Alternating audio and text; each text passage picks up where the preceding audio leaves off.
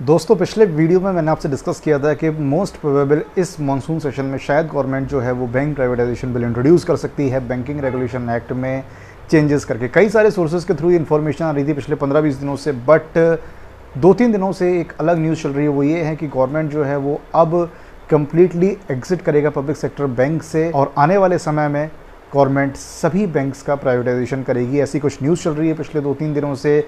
दोस्तों ये न्यूज़ किस लॉजिक से आ रही है, क्या ये सिर्फ एक स्पेकुलेशन है या फिर कुछ इंपॉर्टेंट सोर्सेज हैं उनके थ्रू ये न्यूज़ निकल कर आई है, वो सारी बातें आपसे आज इस वीडियो में डिस्कस करूंगा। दोस्तों तो बने रहिएगा वीडियो में तक मेरे साथ। नमस्कार, स्वागत है आप सभी का मेरे यूट्यूब चैनल पर। आप देख रहे हैं द बैंकर वाइन्स। उम्मीद करता हूँ कि आप सभी लोग अच्छे होंगे।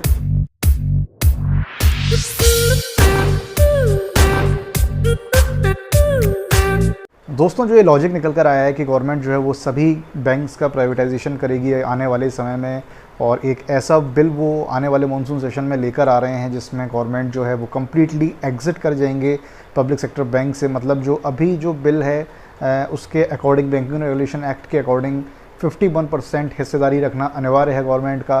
बट जो बिल इंट्रोड्यूस करेगी, जो changes government banking regulation act में करेगी, उसके बाद गवर्नमेंट कोई भी हिस्सेदारी अपनी नहीं रखेगी और वो पब्लिक सेक्टर बैंक से कंप्लीट एग्जिट हो जाएगी। ये सारी न्यूज़ अभी सर्कुलेशन में है।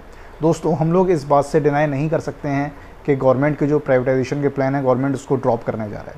हालांकि काफ़ी सारे ऐसे हिंट्स आए थे जिसको सोचकर 1% लगता था कि शायद हो सकता है गवर्नमेंट अपने प्राइवेटाइजेशन प्लान से वापस हट जाए। बट गवर्नमेंट जिस तरीके से अभी आगे बढ़ रही है, ऐसा लगता नहीं है कि गवर्नमेंट जो है वो आने वाले समय में प्राइवेटाइजेशन के प्लान को ड्रॉप करेगा।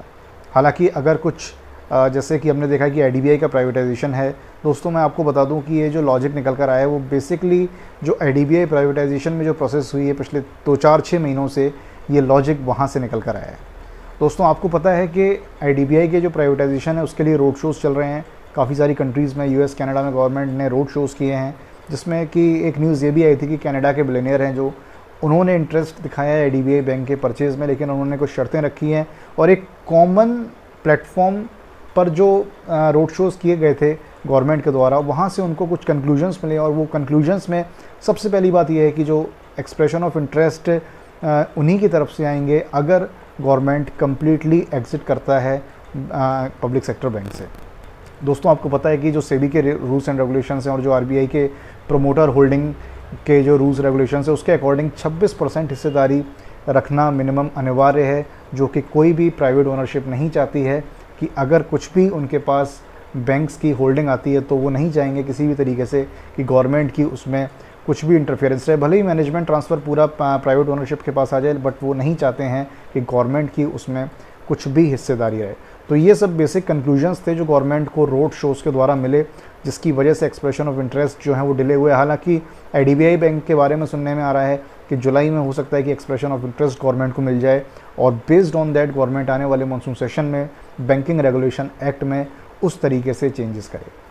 दोस्तों आपको याद होगा कि लास्ट ईयर विंटर सेशन में बैंक प्राइवेटाइजेशन बिल जो था वो लाइंड अप था, बट कुछ रीजंस की वजह से उसको पेश नहीं किया गया था।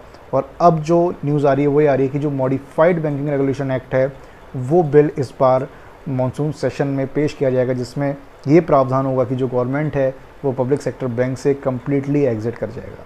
तो दोस्तों ऐसे में बात आती है कि जब गवर्नमेंट कम्प्लीटली एग्जिट करेगा पब्लिक सेक्टर बैंक से जो बिल पेश किया जाएगा, तो सबसे पहले कौन से बैंक्स प्राइवेटाइज्ड होंगे। लोगों के मन में बहुत जिज्ञासा है, एक बहुत डर है और एक बिल्कुल पैनिक सिचुएशन बनी हुई है।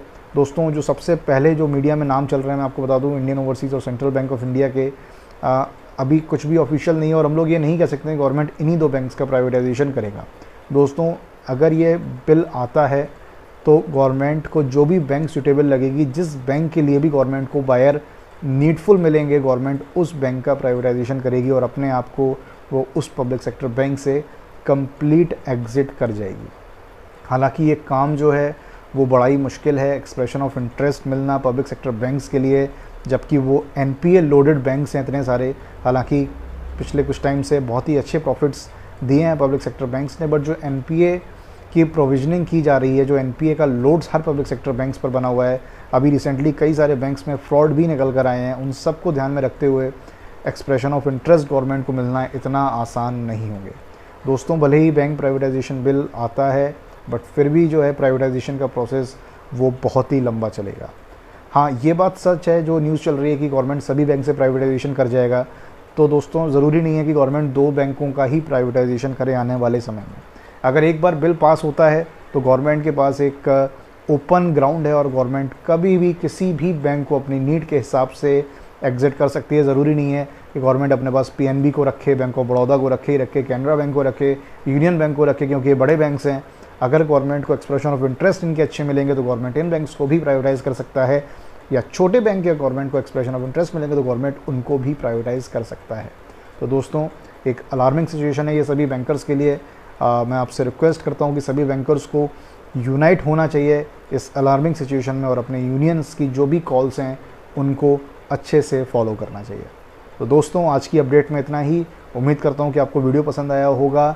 अगर आप चैनल पर नए हैं तो चैनल को सब्सक्राइब करना मत भूलिएगा, बेल आइकन को प्रेस करिएगा और वीडियो को लाइक ज़रूर करिएगा। फर्दर अपडेट्स के लिए जुड़े रहिएगा मेरे साथ। मिलता हूँ आपसे अपने अगले वीडियो में। अपना ध्यान रखिएगा। Thank you so much for watching my video.